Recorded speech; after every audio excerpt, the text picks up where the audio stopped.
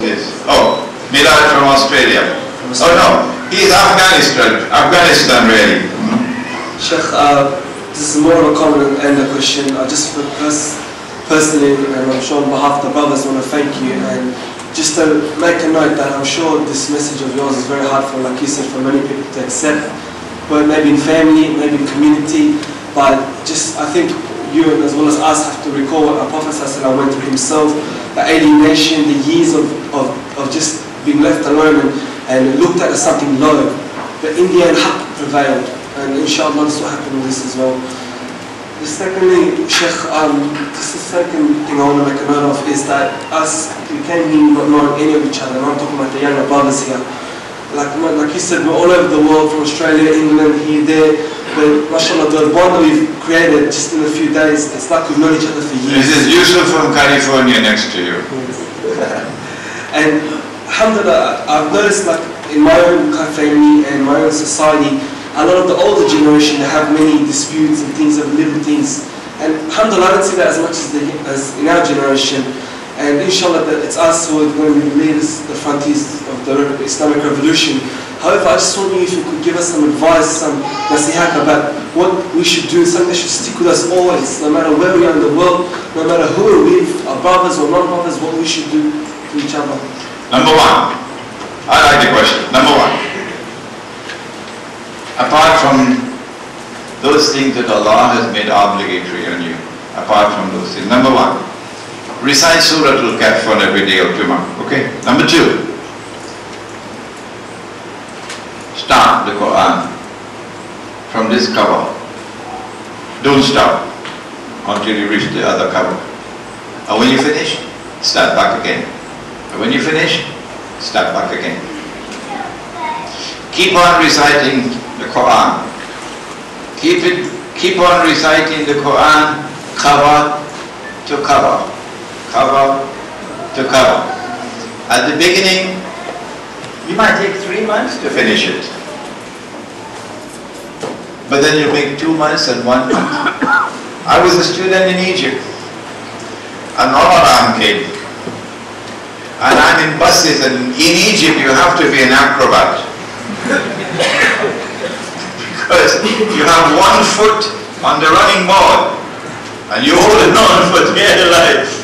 And the bus is going.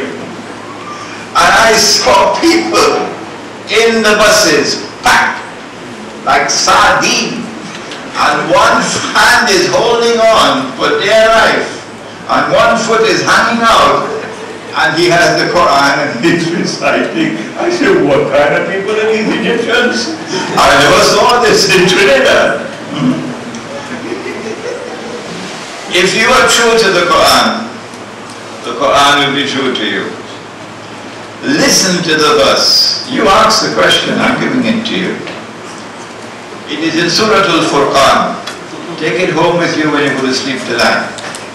أعوذ بالله من الشيطان الرجيم. وقال الرسول, and the messenger said, Ya Lord, oh my Lord. He's complaining. He's complaining about something. And he's complaining to his Lord. And he's complaining about us. Ya Lord, إن قوم اتخذوا هذا القرآن مهجورا. My people have forsaken this Quran. So the first step to return to the Quran is to return to the recitation of the Quran. My mother could not read Arabic correctly, broken. My father died when I was 15, and she had all these orphan children. Sometimes no food in the house. And so she struggled. But in the night time when she put the children to sleep, Imran would see her sitting in the sitting room, all by herself, reciting the Quran. And her tears would be falling on the pages of the book. She could not understand what she was reading. No. But the Quran gave her strength, as the Quran can give you strength. And the Quran can give you light Quran can be your source of wisdom and knowledge. And the Quran can protect it. You can make this dua that I make.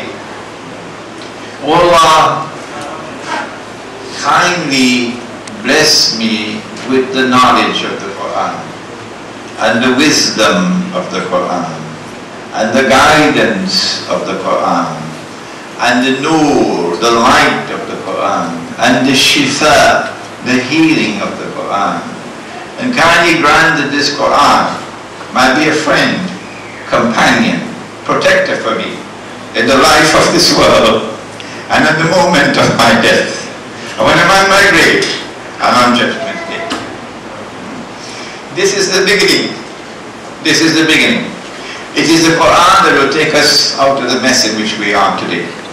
But for that we need a new methodology, a new tafsir, a new usul al-tafsir to complement the usul al-tafsir that we've already had. We don't need to change that. We need to augment it. Any more questions?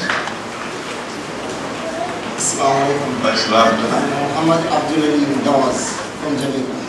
Oh, yes, I remember your call. I have a question. The question is Jamaica is to the north, close to Cuba?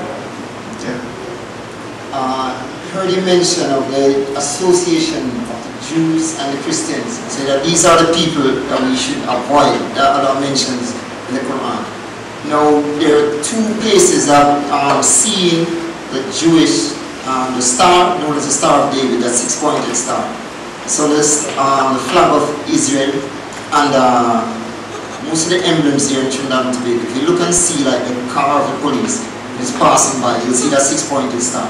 So I'm trying to find out now if there is some kind of association between the powers to be in Trinidad and Tobago and the Jews.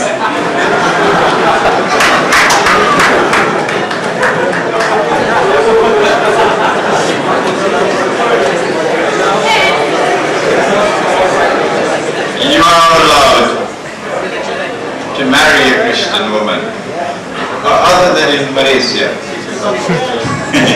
Malaysian law doesn't allow it.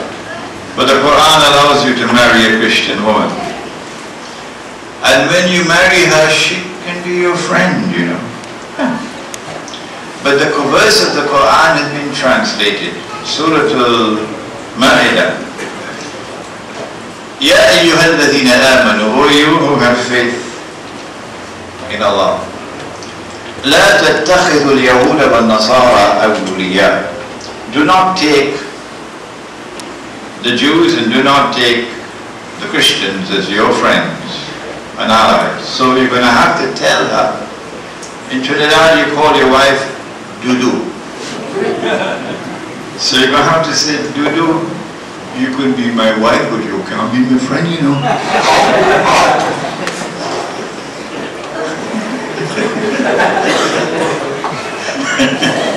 Don't take the Jews and don't take the Christians as your friends and allies. بَعْضُهُمْ أَوْلِيَاءُ بَعْضٍ. They are friends and allies of each other. That's not true. That's false. Jews and Christians were never friends and allies of each other. Never Jews and Christians were friends and allies of each other. But that's the translation. Do not take the Jews and do not take the Christians as your friends and allies. They are friends and allies of each other. And whosoever from amongst you turns to them with friendship and alliance, you belong to them. You no longer belong to us. And surely Allah does not provide guidance for people who commit such acts of wickedness. That translation is not correct. No. Allah subhanahu wa ta'ala